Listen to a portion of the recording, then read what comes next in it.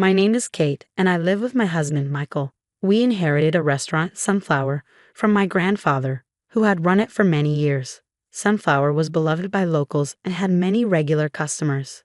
Despite battling cancer, my grandfather remained an active owner. "I can't be resting in a hospital room," he would say. "I should be out in Sunflower, working till my very last day." Even as his condition worsened, he never showed signs of weakness and continued to serve delicious food with a smile, enjoying conversations with his regulars. Today, my grandfather passed away with his family watching over him. He named me, his granddaughter, as the heir to Sunflower. He knew his time was coming and left behind a precise will detailing the restaurant's inheritance. I decided to follow in his footsteps and become the owner of Sunflower. Thankfully, even after his passing, our loyal customers continued to visit, and the employees who had worked with my grandfather stayed on. Having watched and practiced my grandfather's cooking style all my life, I was confident I could serve the same delicious food. Our regular customers were happy that they could still enjoy my grandfather's cooking. "Wow, it tastes just like your grandfather's.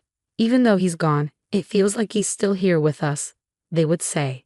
This motivated me even more as Sunflower continued to thrive. However, Michael grew increasingly dissatisfied after my grandfather's death.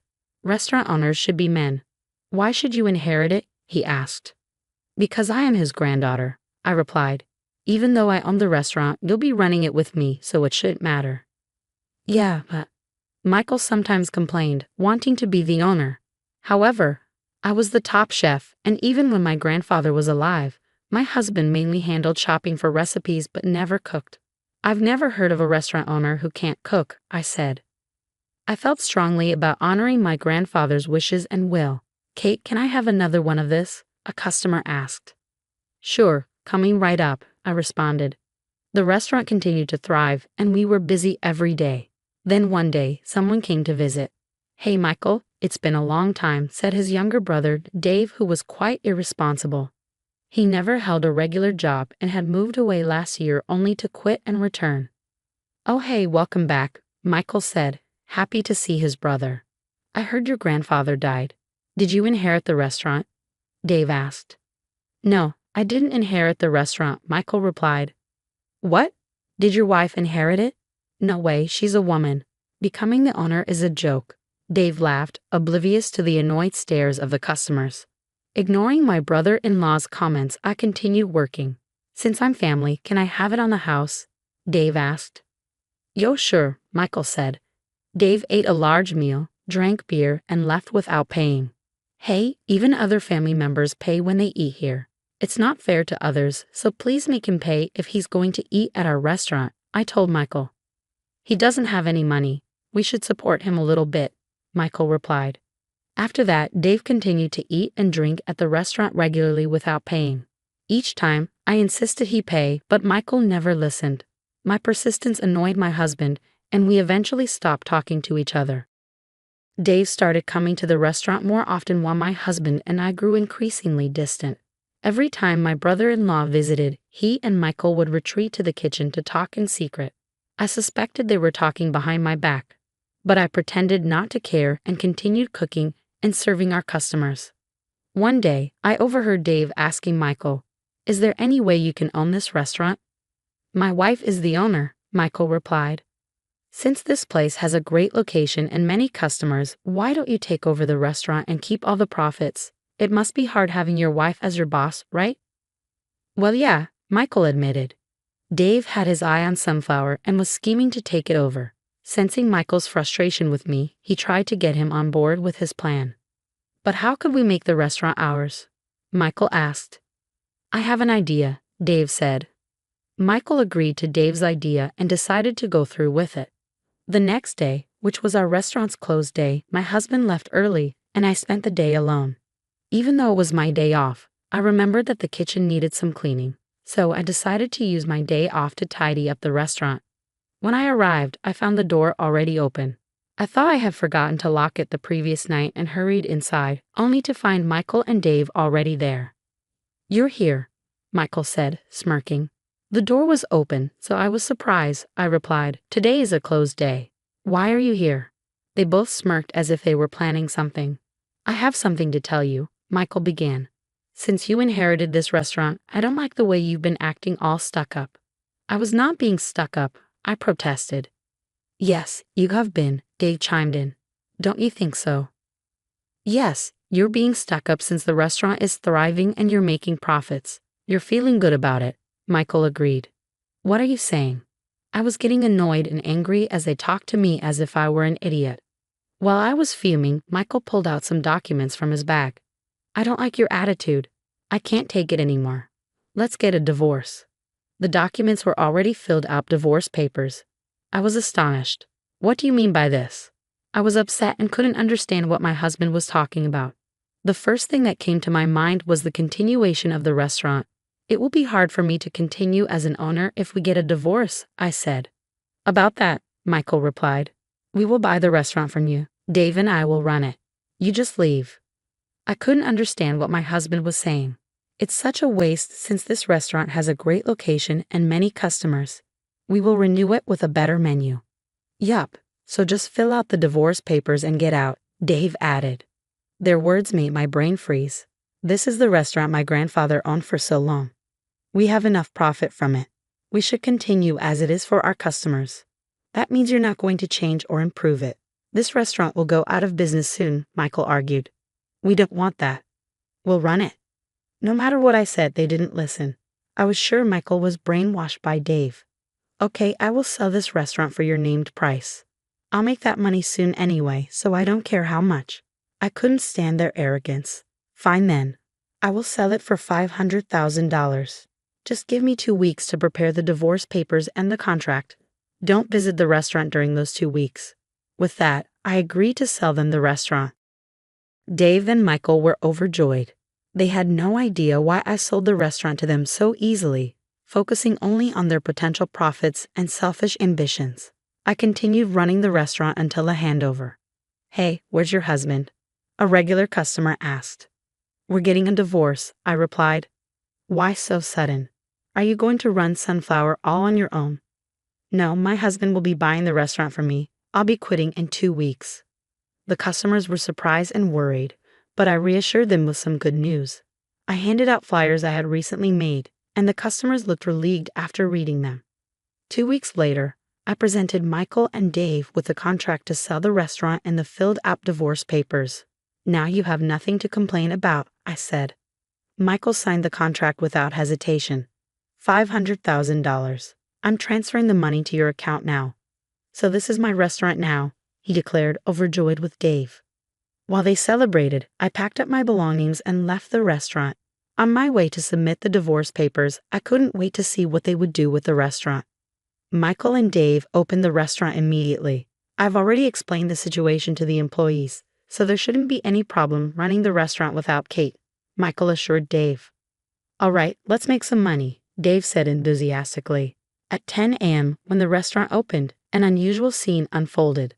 Why aren't the customers coming? Michael wondered. Typically, customers would arrive as soon as the restaurant opened, but no one showed up. Even the diligent employees didn't come to work. Michael tried calling them but couldn't get through. Panic set in as this had never happened before. Michael spotted a regular customer walking by. Aren't you our regular customer? He called out. Huh? Oh yeah, the customer replied. I was worried because you didn't show up when the restaurant opened. Come in, come in. I heard your wife quit. I was a regular because I wanted to eat her food. Since she's not here, there's no reason for me to come and eat here. Don't say that. We can serve you a delicious meal, Michael insisted, half forcibly pushing the customer inside. The customer reluctantly entered and looked at the new menu. What is this menu? I've renewed all the dishes, Michael announced proudly. The menu had none of Sunflower's original offerings. Instead, it featured exotic words that confused the customers, making them less excited to order. Fine, I'll have the steak, the customer said. Coming right up, Michael replied, cooking with great enthusiasm. The customer, who had never seen Michael cook, wasn't looking forward to the meal. What is taking so long? After a 40-minute wait, the dish was finally served. The customer's eyes widened in disbelief. What is this? What Michael served was not cooking. 3 slices of meat were placed in the center of the plate, burnt on the outside and raw inside. There was no sauce or side dishes, just bread and soup. Since the quality of the meat is fine, the seasoning is only salt and pepper. The meat is cooked to enjoy its savoriness and rareness, Michael explained. The customer couldn't even pick up the cutlery. The steak looked unappealing and the soup seemed cheap. I'm not going to eat this, the customer said, standing up to leave. Michael was in shock. Hey, you're going to pay for this. It'll be $30. $30? Are you joking? I am not going to pay for this piece of __. The customer left furiously. Michael and Dave were just in shock.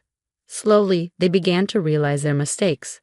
Michael, who never cooked, and Dave, who never had a proper job, couldn't run a restaurant. Their focus on profit blinded them to the obvious. Sunflower, under the new owners, never saw another customer again. Meanwhile, I started a new restaurant in a different location called Sunflower Second. The original employees joined me. This restaurant was also inherited from my grandfather, who had anticipated the need for continuity as the old building aged. So he had set up a new restaurant in a different location, ensuring the legacy of Sunflower lived on. My grandfather wanted to announce the new restaurant after it was built, but he passed away during its construction. This new restaurant was also inherited by me, and I never told my husband about its existence. 2 weeks before selling the original Sunflower, I advertised the new restaurant to our regular customers, who came because they loved my cooking. Thanks to their support, the restaurant was bustling from day one. We quickly earned enough to hire new employees, and the $500,000 from selling the original Sunflower allowed me to give my staff raises.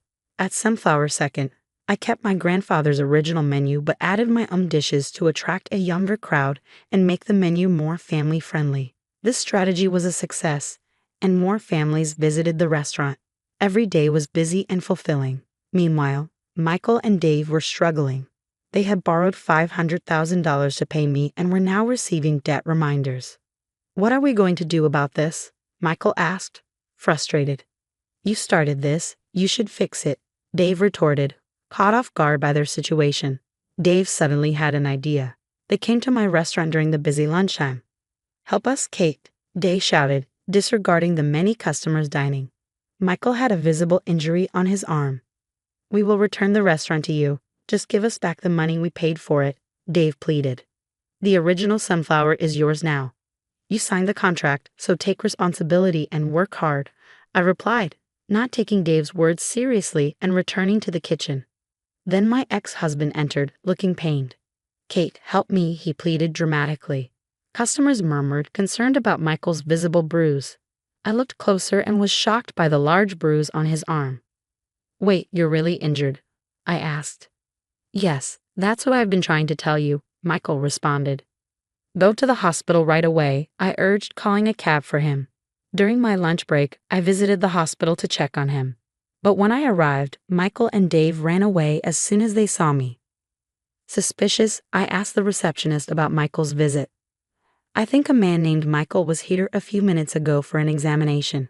Is he finished? I'm here to pick him up, I inquired. There's no record of a man named Michael here, the receptionist replied, puzzled. Realizing they were hiding something, I drove around and found Michael and Dave walking. I stopped the car and grabbed Michael's arm. The bruise was gone. You're not injured, are you? I demanded. No, I didn't know running a restaurant could be this difficult. We have no customers, no money, and can't pay off the debt. I thought if I pretended to be injured, you'd give us the money back, Michael admitted. I can't believe you tried to deceive me with such a childish lie, I said, letting go of his hand. Stay out of my life. That restaurant is yours. Deal with it. I got in the car and returned to my restaurant, feeling disappointed as I drove away. Michael and Dave put Sunflower on the market to pay off their debt, but the old building made it hard to find a buyer. They worked tirelessly, receiving constant debt reminders, a fitting consequence for their selfish greed. As for me, Sunflower Second thrived, with profits doubling. A regular customer who admired my work asked to be my apprentice. Determined to teach them the hard work and dedication required to run a restaurant, I ensured they would not become selfish and greedy like Michael. I continued to work hard, honoring my grandfather's legacy, ensuring Sunflower Second remained successful for many years to come.